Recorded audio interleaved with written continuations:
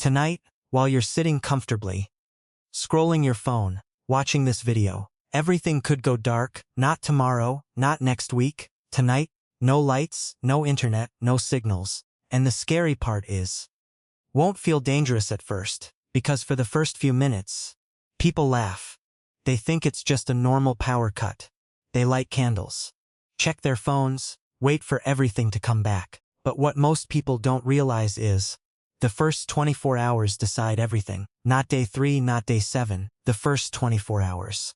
Because while you're waiting, ATMs stop working, traffic lights fail, stores shut down, communication dies, and slowly, panic begins. But here's the real problem. And 90% of people make the same mistake in the first few hours. A mistake so small, they don't even notice it. But by the time they realize, it's already too late. And in this video, I'm going to show you exactly what happens in the first hour, what changes by hour 6, and the critical mistakes that destroy your chances of survival. Because when the lights go out, the world doesn't end instantly. It changes, quietly, step by step, until one moment you realize you're not safe anymore. The moment the power goes out, most people do the exact same thing. They pause, look around, and wait, because in their mind, this is temporary, just another outage. But what they don't understand is that this is the moment everything starts changing. In the first 10 minutes, nothing feels wrong. Your house is still the same, your food is still in the fridge, and your phone still has battery. You might even feel calm, maybe even a little curious. People step outside, neighbors talk, some even smile, because nobody believes this is serious. And that's exactly why this moment is dangerous. Because while everyone is relaxed, systems are already failing behind the scenes. Gas stations stop pumping fuel, payment systems freeze, and emergency services start getting overloaded. The worst part is that communication begins to collapse silently. Your phone still works, but networks are already getting congested. People start calling family, sending messages, trying to understand what's happening, and within minutes, signals begin to slow down. Now it's been about an hour, and the lights still haven't come back. Something feels off. People start asking questions like why it's taking so long, whether it's just their area, or if something bigger has happened. This is the moment when calm slowly turns into uncertainty. Shops nearby begin closing early, workers are sent home, and traffic starts becoming a serious problem. Without traffic signals, intersections turn into chaos. No one knows who should move first. Small arguments begin, drivers get frustrated, and slowly, orders start slipping. And this is where most people make their first big mistake. They stay passive. They sit, wait, and assume someone else will fix everything. But in a real crisis, waiting is the most dangerous thing you can do. Because while you're waiting, others are already reacting. Some people start preparing, some begin stocking up, and some start taking advantage of the situation. After a few hours, reality begins to hit harder. Your phone battery is dropping, the internet becomes unstable or disappears completely, and TV channels stop broadcasting. Suddenly, you're cut off. No updates, no information, just silence. And humans don't handle silence well. When there's no information, the brain starts filling the gaps with fear. Rumors begin spreading. Maybe it's a cyber attack. Maybe it's a war situation. Maybe it could last for days. Nobody knows the truth, but everyone starts believing something. And this is the point where everything begins to shift. Because by hour 6, people stop guessing and start acting. And not everyone acts the same way. Some try to survive, and some become the reason others don't. By hour 6, the situation is no longer just confusing. It starts becoming uncomfortable. Darkness begins to settle in, and without power, the world feels completely different. Streets that once felt normal now feel unfamiliar.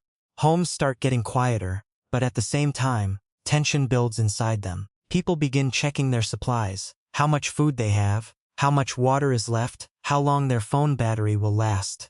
And this is the moment when realization hits. This might not end anytime soon. Stores that were open earlier are now either closed or completely overwhelmed. The few that remain open are filled with people rushing in, grabbing whatever they can. Shelves start emptying faster than anyone expected. And suddenly, basic things like bottled water, canned food, and batteries become more valuable than money. Because at this point, money doesn't solve the problem anymore. Outside, the environment begins to shift. Traffic has mostly died down, but not because things are under control. It's because people are avoiding going out. There's uncertainty everywhere. Streetlights are gone, security systems are down, and the sense of safety people once had begins to disappear. And when safety disappears, behavior changes. Some people stay inside, trying to protect what they have. Others move around, looking for opportunities, and this is where a silent divide begins. Between those who are prepared and those who are not. Inside homes, small problems start turning into serious ones. Refrigerators are no longer keeping food cold, meaning perishable food is already at risk. Water pressure may start dropping in some areas. And without clear information, people don't know whether to conserve resources or use them while they can. Every decision suddenly feels critical. Every choice feels like it could be the wrong one. And this mental pressure is what breaks most people before the situation even gets worse. By hour 12, the night has fully taken over. And night during a blackout is not just dark. It's unsettling. Sounds feel louder. Every movement outside feels suspicious. Even familiar places start feeling unsafe. People begin locking doors, covering windows, staying quiet. Because at night without power, there are no witnesses and no immediate help. Emergency services are already stretched thin, and response times are slower than usual. If something happens, you're mostly on your own. And this is where another critical mistake happens. Many people try to wait it out, hoping that morning will fix everything. They convince themselves that once the sun comes up, everything will go back to normal. But what they don't realize is, by the time morning arrives, the situation doesn't reset, it escalates. Because during the night, while most people were hoping, others were planning. And as the first 24 hours move forward, the real danger is no longer the blackout itself. It's the behavior of people living through it. Because systems can fail, but when people start acting out of fear, panic, or desperation, that's when things truly begin to fall apart. By the time the 24th hour approaches, something fundamental has changed. This is no longer just a power outage. It has become a situation where normal life has completely paused. The systems people depended on are still down, communication is limited or gone, and uncertainty has taken over every decision. By now, most people have realized that this isn't ending anytime soon. And that realization changes everything. Because once people accept that help isn't coming quickly, they stop thinking short-term and start acting for survival. Food supplies in many stores are already gone. The few places that might still have something left are either closed, damaged, or too risky to approach. Water becomes a serious concern for many households, especially those who didn't prepare in advance.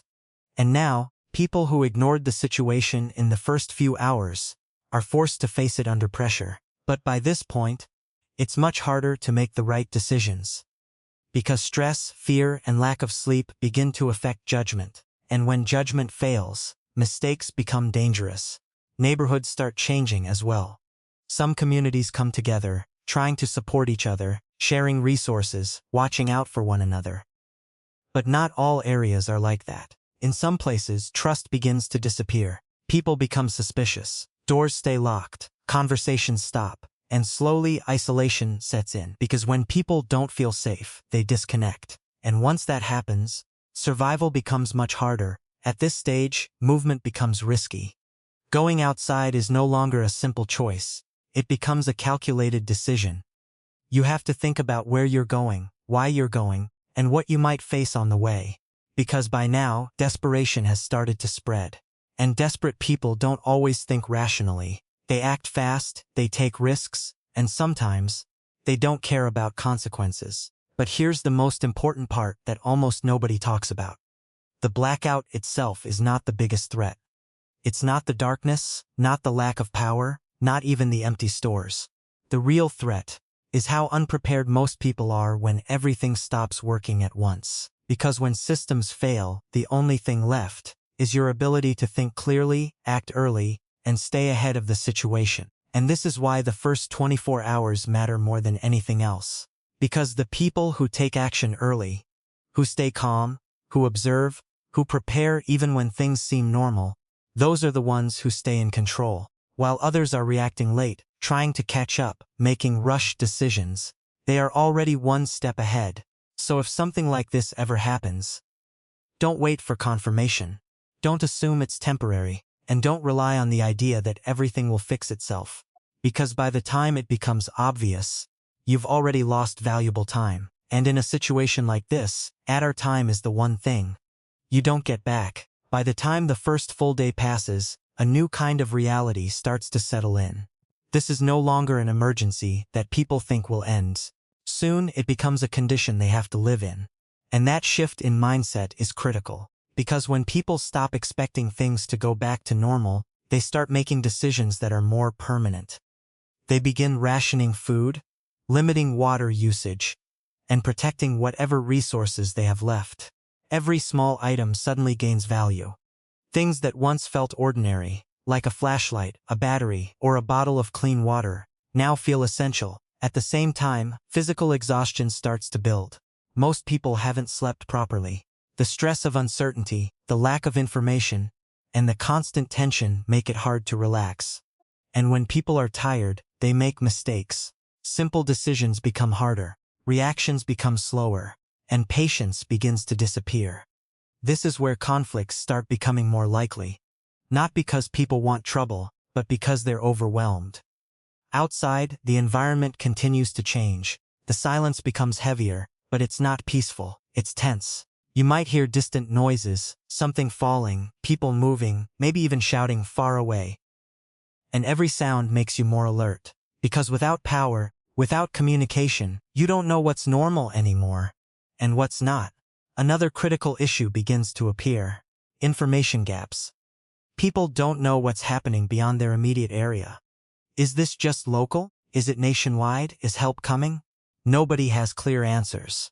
And when information is missing, people start relying on assumptions. Some believe the situation is improving, while others assume the worst. And these different beliefs lead to different actions. Some take risks too early, thinking everything is fine. Others panic too quickly, thinking everything is collapsing. And both can be dangerous. This is also the moment when resource imbalance becomes visible. Some households are prepared. They have supplies, backup plans, and a clear strategy. Others are running out of basic necessities, and when that gap becomes obvious, tension increases. Because people who have less start looking at those who have more. And that creates pressure, even if no one says it openly. And through all of this, one truth becomes clearer than ever: the situation itself is difficult. But it's the way people respond to it that determines how bad it becomes. Because in an environment like this, small decisions create big consequences. And the difference between staying in control and losing it comes down to how early you adapted. As time continues to pass beyond that first day, the situation stops feeling temporary completely. This is no longer about waiting. It becomes about managing reality. People begin organizing their space, creating routines, and thinking about what comes next. Because survival is not just about reacting once. It's about maintaining control over time. Some individuals begin to think strategically. They observe their surroundings, understand patterns, and avoid unnecessary risks. They don't rush outside, they don't waste energy, and they don't make emotional decisions. Instead, they stay calm, focused, and deliberate. And that mindset becomes their biggest advantage. Because in a situation where everything is uncertain, clarity becomes power. But not everyone adapts this way. Many people continue making the same mistakes, reacting late, trusting unreliable information, or ignoring early warning signs. And as time goes on, those mistakes begin to stack up. One wrong choice leads to another, and eventually, they find themselves in a position where options are limited. The environment itself also begins to feel different. Without power, without structure, without the systems people relied on, society feels slower, but also more fragile. There are fewer distractions, fewer comforts, and fewer guarantees. And in that kind of environment, people are forced to face reality directly, without filters, without illusions. And this is where the biggest lesson reveals itself. Situations like this don't destroy everyone equally. They expose differences. The difference between those who prepared and those who didn't. Between those who acted early and those who waited. Between those who stayed calm and those who panicked. Because when everything else is gone, the only thing that remains is how ready you were. So if you ever find yourself in a moment where the lights go out, where communication disappears, and where uncertainty takes over, remember this: the situation doesn't define your outcome. Your response does, and the people who survive are not always the strongest or the fastest. The ones who understand what's happening before it's too late.